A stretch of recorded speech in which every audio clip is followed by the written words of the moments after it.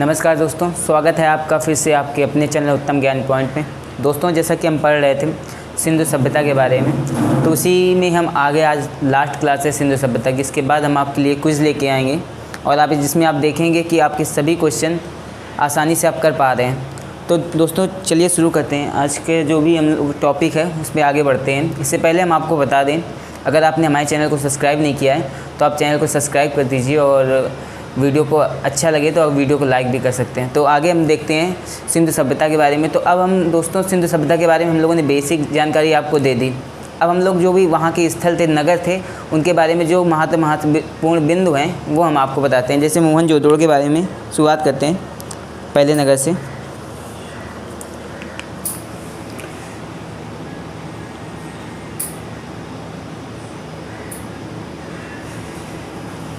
अब इस नगर की बात की जाए दोस्तों, तो इसकी खोज 1922 ईस्वी में रखालदास बनर्जी ने की थी।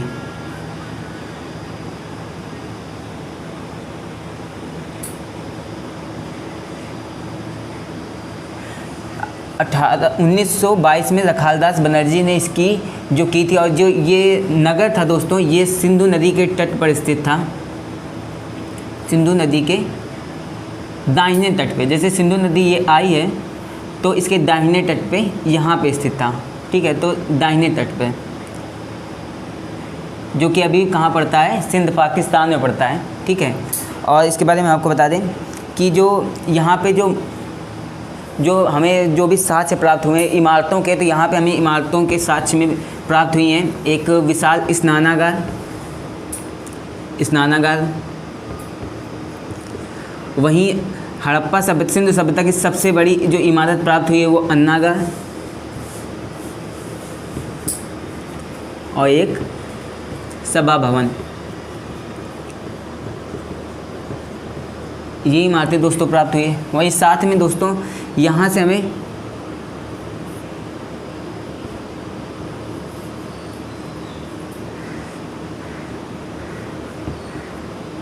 हमें दोस्तों स्वास्तिक का चिन्ह भी प्राप्त हुआ है हड़प्पा में ही, मोहनजोदड़ो से। ये हमें दोस्तों यहाँ के महत्वपूर्ण बिंदु है जो हमें यहाँ से प्राप्त हुए हैं। वहीं बात की जाए दोस्तों, ये जो क्षेत्र पड़ता है मोहनजोदड़ो, ये पड़ता है पाकिस्तान में। अब दोस्तों अगला नगर देखते हैं, लोथल के बारे में देखते हैं।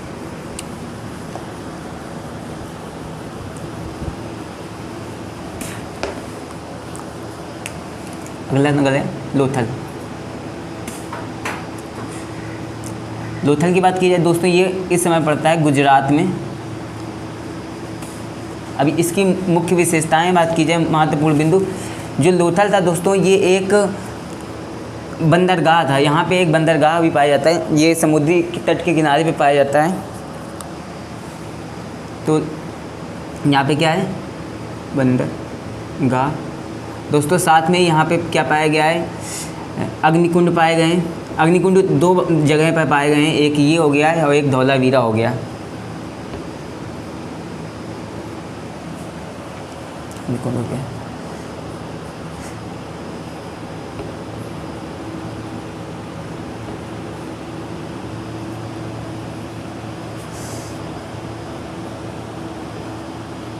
चावल के साक्ष्य भी दोस्तों यहीं से पाए गए हैं। साथ में पत्थर की चक्की भी हमें लोथल से प्राप्त हुई है। पत्थर की चक्की। वहीं नगर नियोजन की बात की जाए दोस्तों, तो यहाँ पे जो घर होते थे तो उनके जो मुख्य दरवाजे और खिड़कियाँ होती थी वो खुलती थी, गलियों में खुलती थी। जैसे ये मेन रोड है तो जो भी घर होते थे तो इस तरह से जैसे घर होते थे तो इनकी गलियों में ये खुलती थी। ये मेन रोड है इसी प्रकार से। तो ये नगर नियोजन यहाँ से बिल्कुल हट के है। ठीक है दोस्तों,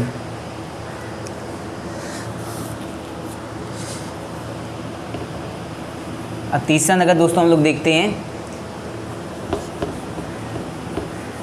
धौलावीरा।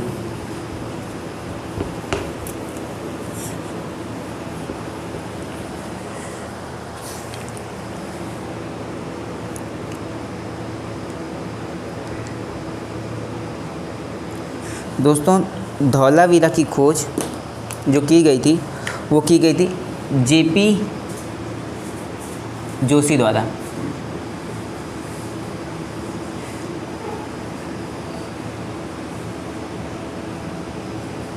वहीं इसके बात की जाए यहाँ पे जो साक्ष्य प्राप्त हुए हैं, यहाँ से प्राप्त हुआ है कुएं के साक्ष्य हमें प्राप्त हुए हैं, साथ में यहाँ पे हमें स्टेडियम प्राप्त हुआ है,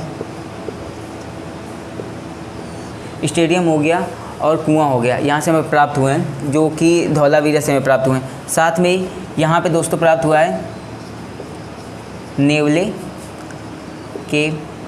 नेवले की मूर्ति पत्थर की बनी हुई।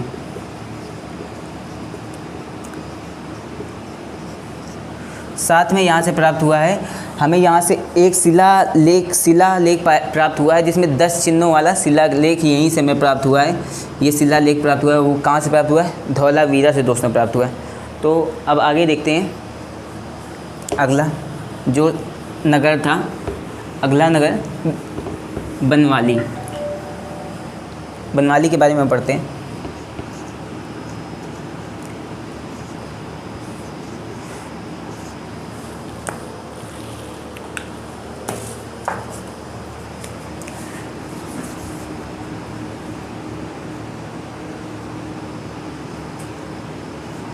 बनवाली की बात की जाए दोस्तों, यहाँ पे हमें नालियाँ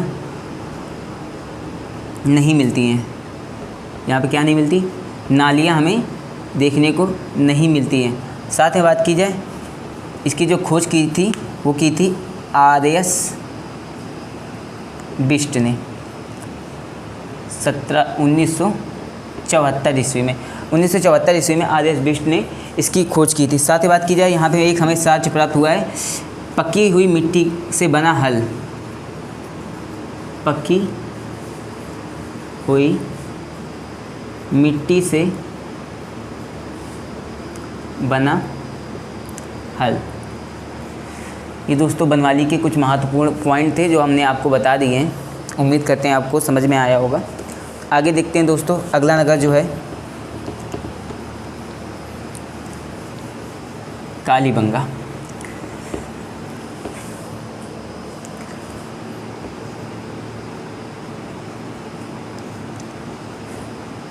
कालीबंगा की खोज की थी अमलानंद घोष ने। अमलानंद घोष के द्वारा इसकी खोज की गई थी। वहीं दोस्तों इसकी बात की जाए यहाँ की मुख्य विशेषता के बारे में बात की जाए तो यहाँ पे हमने आपको बताया था कि जो भी नगर होते थे वो 2 भागों में बटा होता था, एक पश्चिमी क्षेत्र और एक पूर्वी क्षेत्र। दोस्तों हमने हर जगह बताया कि पश्चिमी क्षेत्र अलग से दुर्गीकृत होता था, इसके अपवाद भी बताए थे हमने। वो अपवाद में ये कालीबंगा भी आता है जिसमें से पश्चिमी और पूर्वी दोनों क्षेत्र जो हैं दोनों क्षेत्र दुर्गीकृत होते थे, लेकिन वो दोनों क्षेत्र क्या होते थे?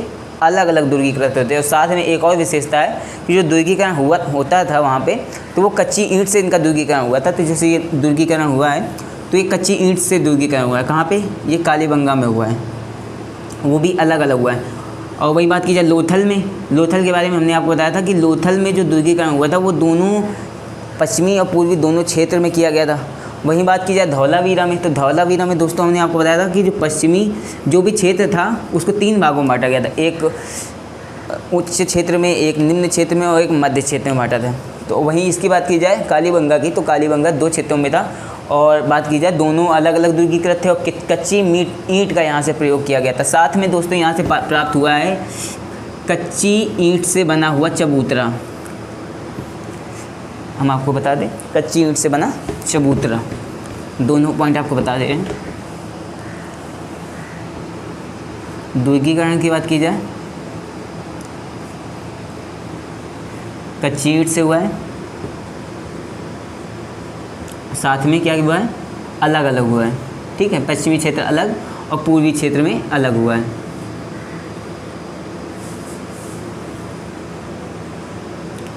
कच्ची ईंट से। और दूसरी बात की जाए चबूतरा प्राप्त हुआ है, कच्ची ईंट से बना चबूतरा हमें प्राप्त हुआ है इस क्षेत्र से। वहीं बात की जाए दोस्तों यहाँ से हमें जुताई के साक्ष्य प्राप्त हुए हैं, खेत की जुताई के साक्ष्य प्राप्त हुए हैं। कहाँ से? कालीबंगा से।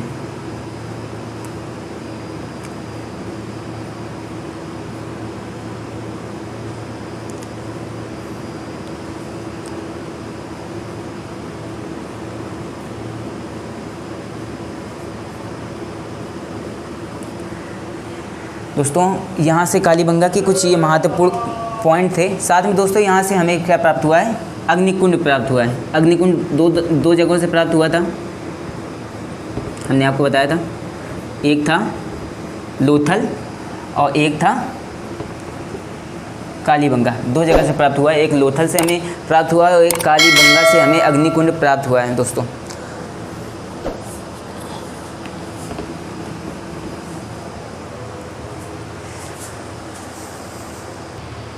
वही दोस्तों अब आगे देखते हैं। आगे हम देखते हैं चंदूदड़ों के बारे में।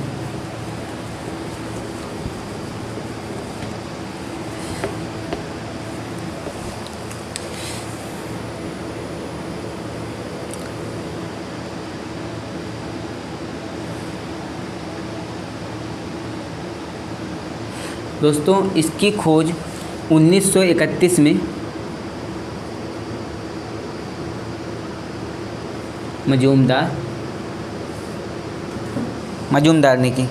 दोस्तों बात की जाए सबसे ज़्यादा आभूषण जो प्राप्त हुए हैं वो हमें चंदूदड़ों से प्राप्त हुए हैं। यहाँ तक कि मन के बनाने का कारखाना यहाँ से प्राप्त हुआ है। यहाँ से लिपस्टिक प्राप्त हुई है, काजल प्राप्त हुआ है, कंघा प्राप्त हुआ है। साथ में दोस्तों यहाँ से शीशा भी प्राप्त हुआ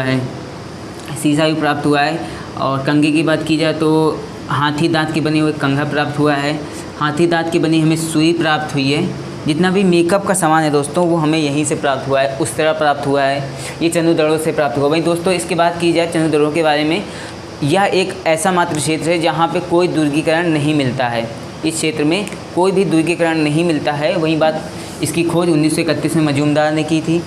सारा लिपस्टिक, काजल, कंघा और शीशा ये हमें कहाँ से प्राप्त होता है, चंदूदड़ों से। यहाँ पे कोई भी बात की जाए चंदूदड़ों में कोई भी दुर्गीकरण नहीं है। दोस्तों यहाँ की एक मुख्य जो सबसे ज़्यादा जो एग्ज़ाम में पूछी जाती है, जो सबसे इम्पोर्टेंट पॉइंट है दोस्तों, यहाँ से हमें प्राप्त हुआ है पक्की हुई मिट्टी की पाइपनुमा नालियाँ यहाँ प्राप्त हुई हैं। पकी हुई ईंट की बनी हुई पाइपनुमा नालियाँ हमें कहाँ से प्राप्त होती हैं, चंदूदड़ों से प्राप्त होती हैं। अब दोस्तों हम आगे देखते हैं चंदूदड़ों के आगे। दोस्तों हम कुछ महत्वपूर्ण पॉइंट बता रहे हैं जो कि अभी आपके एग्जाम में पूछे जाते हैं, बहुत महत्वपूर्ण रहते हैं। जैसे घोड़े की अस्थियों के बारे में कोई बोलता है कि एग्ज़ाम में पहले पूछा जाता था, बोला जाता था कि वहाँ पे घोड़े का साक्ष्य नहीं मिले हैं, लेकिन हाल ही में कुछ समय पहले इसके साक्ष्य मिल गए हैं। तो एग्ज़ाम में पूछा जाता है कि कहाँ हम मिले हैं, तो घोड़े की अस्थियों के साक्ष्य जो मिले थे, घोड़े की अस्थियाँ जो प्राप्त हुई हैं वो प्राप्त हुई हैं सुरकोटदा से, जो कि पड़ता है गुजरात में प्राप्त होता है। वहीं दोस्तों मोहनजोदड़ो को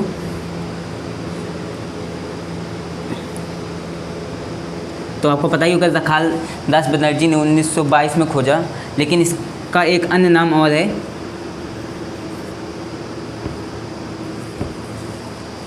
मृतकों का टीला।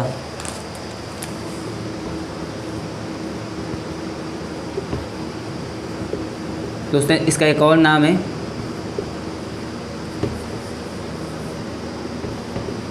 मृतकों का टीला। साथ में इसका एक और नाम है, इसका नाम है सिंध का बगीचा। अन्य नाम बात कर रहे हैं। वही बात की जाए धौला वीरा, इसकी बात की जाए, इसका अर्थ होता है सफ़ेद कुआं।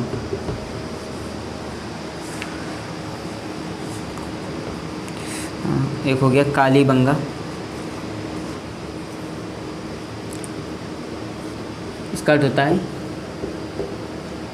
काली रंग की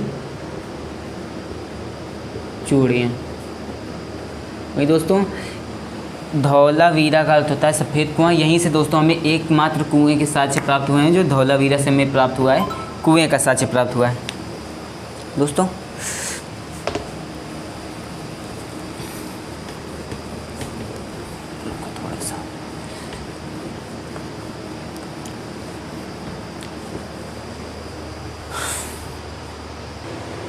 वहीं दोस्तों बात की जाए यहाँ के कुछ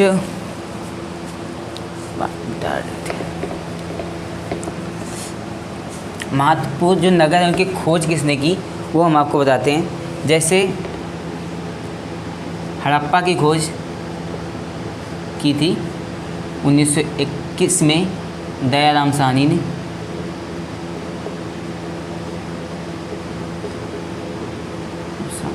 मोहनजोदड़ो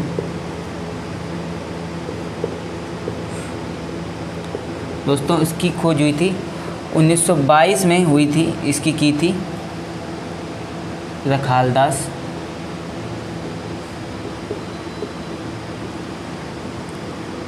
बनर्जी ने।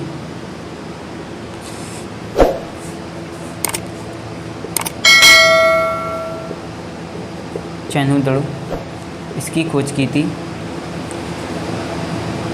गोपाल मजूमदार ने। हड़प्पा की खोज की थी दयाराम साहनी ने। मोहनजोदड़ो की थी रखालदास बनर्जी ने। और चैनूदड़ो की खोज की थी गोपाल मजूमदार ने। दोस्तों बात की जाए लोथल की थी रंगनाथ राव ने। राखीगढ़ी की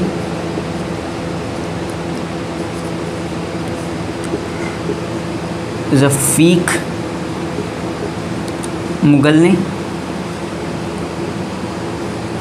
रोपड़ की थी यज्ञदत्त शर्मा ने।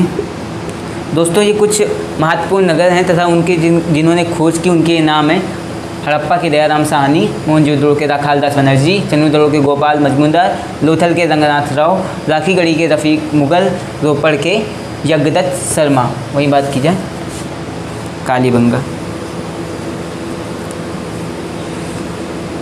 कालीबंगा की थी अमलानंद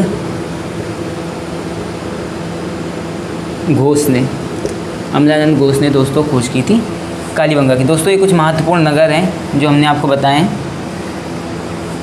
अब दोस्तों हम आपको बता देते हैं कुछ महत्वपूर्ण नगर जो वर्तमान में कहाँ पर स्थित हैं उनके बारे में आपको बता देते हैं, जो एग्ज़ाम में पूछे जाते हैं कि वो किस क्षेत्र में आते हैं। जैसे हो गया पहला दोस्तों हो गया लोथल हो गया।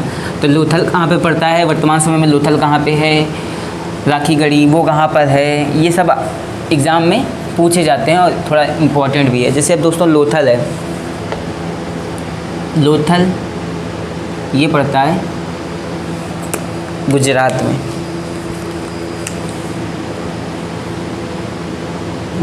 में लोथल पड़ता है। वही बात की जाए कालीबंगा की बात की जाए तो ये पड़ता है राजस्थान में। कालीबंगा के बाद राखीगढ़ी ये पड़ता है हरियाणा में। बात की जाए मोहनजोदड़ो की, ये दोस्तों पड़ता है सिंध पाकिस्तान में पड़ता है दोस्तों ये क्षेत्र वर्तमान में। वहीं बात की जाए